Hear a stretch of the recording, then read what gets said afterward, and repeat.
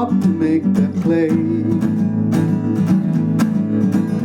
And the swiftness of the Ranger is still talked about today. Texas Red had not been leather, bore a bullet fairly ripped, and the Ranger's aim was deadly with the big gun on his hip, big gun on his head. It was over in a moment, and the folks had gathered round. There before them lay the body of the outlaw on the ground. Oh, he might have went on living, but he made one fatal slip when he tried to mask the Ranger with the big gun on his hip, big gun on his head.